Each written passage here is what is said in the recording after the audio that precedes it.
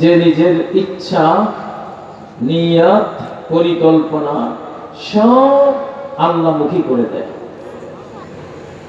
মুসলিম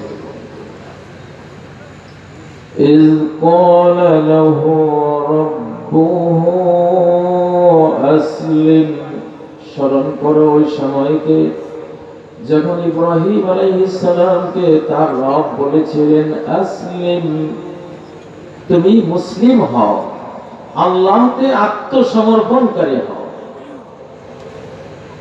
নিজেকে আল্লাহর কাছে সঁপে দাও, নিজের সব কিছুকে আল্লাহর হাতে তুলে দাও।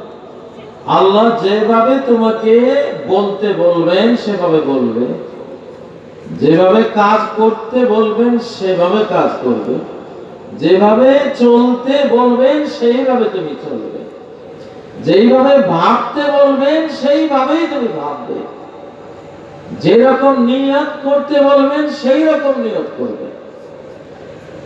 এই অর্থে তুমি মুসলিম হয়ে যাও। হযরত ইব্রাহিম আলাইহিস সালাম, যিনি আবুল আম্বিয়া, নবীগণের বাবা, আল্লাহ আলটিমেট ফ্রেন্ড, অন্তরঙ্গ বন্ধু, তিনি কি বলেছিলেন? قال أسلمت لرب العالمين,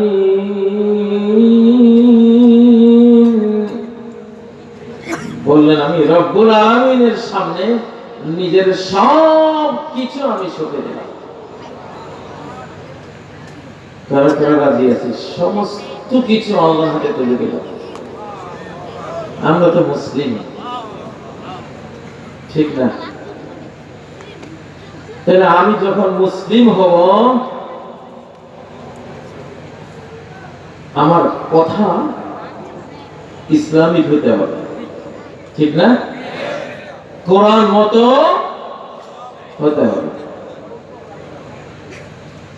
আমি বিপদে পড়লেও বলবো আলহামদুলিল্লাহ,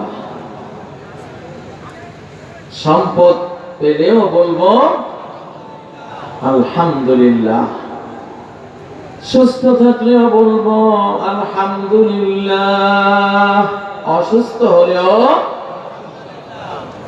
আলহামদুলিল্লাহ। রোগের এত সওয়াব আল্লাহ দেবেন কিয়ামতের দিন, এত পুরস্কার দিবেন রোগীদেরকে তাদের রোগের উপরে, রোগের কারণে। সকল রোগী কিয়ামতের ময়দানে বলবে, হায় রে, যদি আরো আরো কত রোগ আমার হইতো, আজকে কত সওয়াব পাইতাম। কিন্তু দুনিয়াতে তো একটু অসুখ হলে বাবারে মারে গেছি রে, আমরা এগুলো শুরু করি, ঠিক না? রোগের সওয়াবটা নষ্ট হয়। নবী সাল্লাল্লাহু আলাইহি ওয়াসাল্লাম কোন রোগী দেখতে গেলে মাথায় হাত দিতেন, বলতেন তহুর লা বাস ইনশাআল্লাহ, তুমি খুব ভালো আছো, তহুর খুব ভালো আছো, মানে মনকে তার সাহসী করে তুলতেন, মনোবল দিতেন। মনোবলই তো অর্ধেক রোগ সেরে যায়। আর মনোবল যদি খুব চূড়ান্ত মনোবল দিতে পারে, তাওয়াক্কুল আলাল্লাহ দিতে পারে, পুরো রোগ সেরে যায়। মহানবীজি মাথায় হাত দিয়েই তার আধ্যাত্মিক চিকিৎসা করতেন, স্পিরিচুয়াল। মন দুর্বল হলে শরীর কি হয়? দুর্বল হয়। ছাত্র জীবনে আমরা দেখতাম পরীক্ষার আগে অধিকাংশ ছাত্রের আমাশা হয়, ডিসেন্ট্রি হয়। কেন? পরীক্ষার ডরে। কিসের ডরে? পরীক্ষার ডরে, ফেল করার ডরে। মন যখন দুর্বল হয় ডিসেন্ট্রি হয়ে যায়, পেট খারাপ হয়, ডায়রিয়া হয়। আর মন সবল থাকলে এগুলি হয় না, মানুষ সুস্থ থাকে।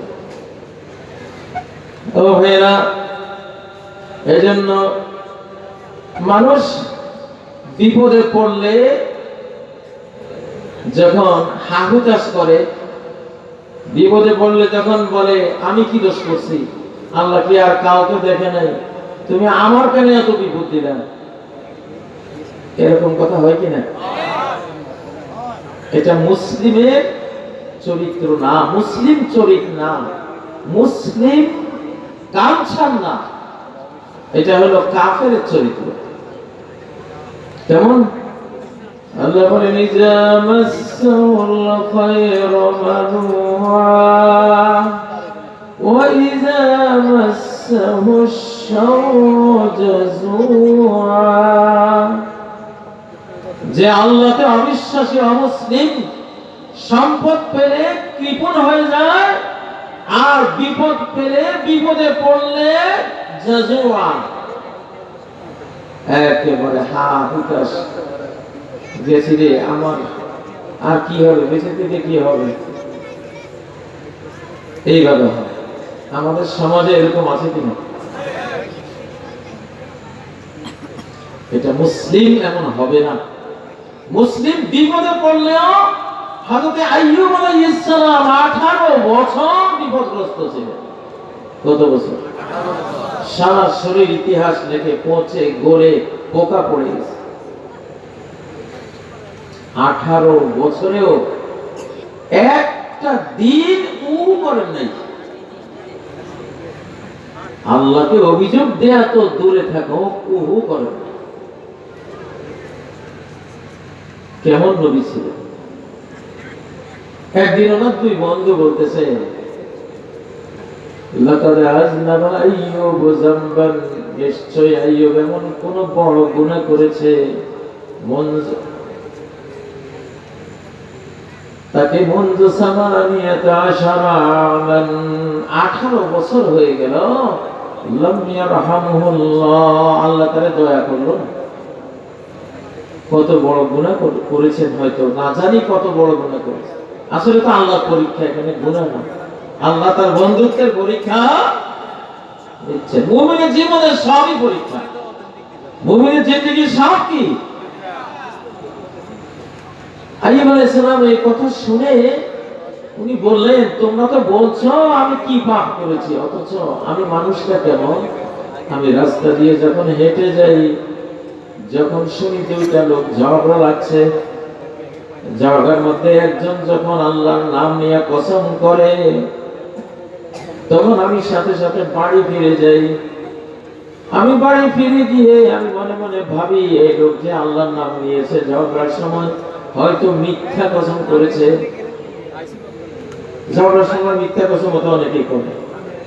আমি তার ওই কসমের কাফারাটা আমি নিজে আদায় করে দেই, যে আল্লাহ আমার সামনে ওই লোক তোমার নামে কসম করেছে, যদি মিথ্যা হয় আমি কাফারাটা আমি দিয়ে দিলাম, তুমি রাখবে না।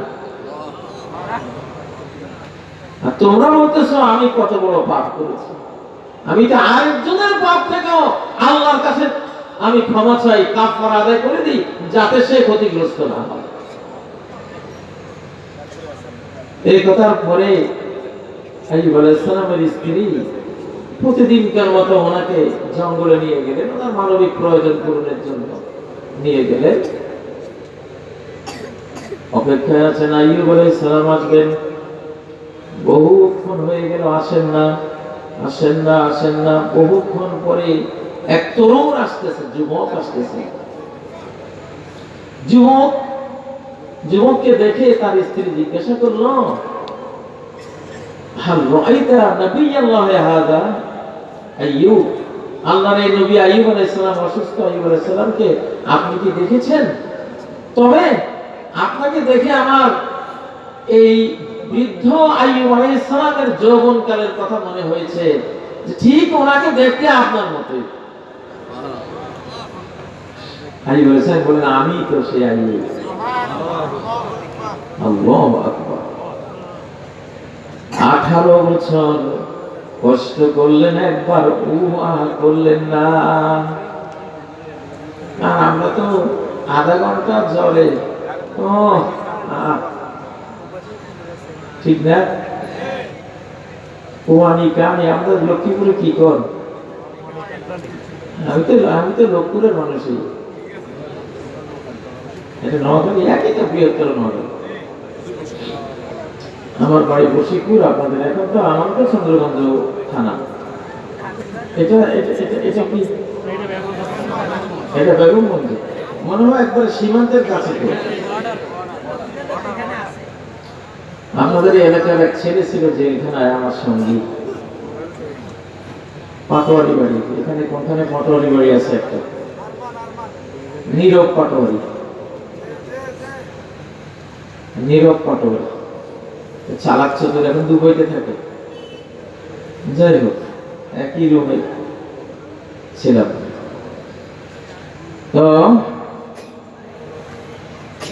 আজকে আমাদেরকে ওয়াদা করবেন, অসুখ হইলে একটু অনেক আনি বাদ দিবে। কি বলবেন? আলহামদুলিল্লাহ। আইয়ুব আলাইহিস সালাম যদি 18 বছর তিনি কোন রকমের কোন উহা না করে কাটাইতে পারেন, আমি আর আপনি নিয়ে 2-4 দিন না 2-4 মাস ইচ্ছা থাকি রে। আল্লাহ তাআলা হযরত আইয়ুবকে এত বড় পুরস্কৃত করলেন, তার বাদশাহী ছিল, বাদশাহী ফেরত দিলেন, রাজত্ব ফেরত দিলেন, যত ধন সম্পদ হারিয়েছেন সব ফেরত দিলেন। وَوَهَبْنَا لَهُ أَهْلَهُ وَمِثْلَهُم مَّعَهُمْ رَحْمَةً مِّنْ عِندِنَا وَذِكْرَىٰ لِلْعَابِدِينَ। আমি তাকে তার যেই ছেলে মেয়েগুলি, স্ত্রীগুলি যারা হারিয়ে গিয়েছিল সব ফেরত দিলাম, সমস্ত সম্পদ ফেরত দিলাম, আর আরো যা আমার মনে চেয়েছে তাকে আমি দান করলাম আমার পক্ষ থেকে একটি রহমত রূপে। আর আমার যারা ইবাদত করবে কিয়ামত পর্যন্ত, তাদের জন্য একটি স্মরণিকা হিসেবে, একটি ইতিহাস হিসেবে, একটি দৃষ্টান্ত হিসেবে আমি আইয়ুবকে এই নিয়ামত দিয়েছি। আল্লাহ আমাদের কথা বললেন,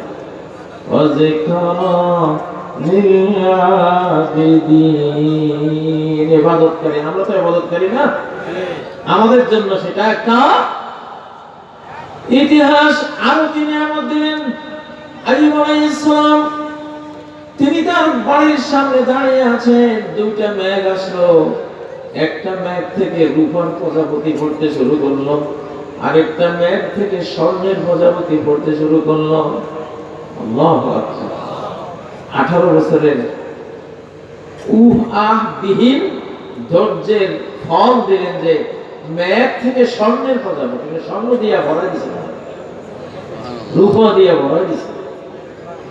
আর আখিরাতে আমরা আপনারা যারা জান্নাতে যাব, আমরা সবাই হব আলা কালবে আইয়ুব। আইয়ুব আলাইহিস সালামের হৃদয়ে আমাদের সবার মন হবে কার মন? আইয়ুব আলাইহিস সালামের মন। আল্লাহু আকবার। আলা লিসানি মুহাম্মাদিন সাল্লাল্লাহু আলাইহি ওয়াসাল্লাম। মুহাম্মদ সাল্লাল্লাহু আলাইহি ওয়াসাল্লামের ভাষা আরবি ভাষার উপরে থাকবে সবাই। আমাদের সবার ভাষা হবে কি? আরবি। তা আরবি পড়া দরকার আছে না নেই? হ্যাঁ, নাকি শুধু ইংরেজি পড়া দরকার? নোয়াখালী লক্ষ্মীপুরের বৈশিষ্ট্য হলো এটা দ্বিতীয় আরব। নোয়াখালী বৃহত্তর নোয়াখালীকে কি বলা হয়? দ্বিতীয় আরব। কি ইংরেজি শিক্ষিতের কারণে না আরবি? অবশ্যই আরবিদের কারণে। বিশ্বের বর্তমানে ফার্স্ট বিজনেস ল্যাঙ্গুয়েজ হলো আরবি ভাষা। ব্যবসার সবচেয়ে বড় ভাষা বর্তমানে কি? আরবি ভাষা। ও ভাইয়েরা, তাহলে আইয়ুবের হৃদয়ের উপরে সমস্ত জান্নাতীরা আমরা থাকবো।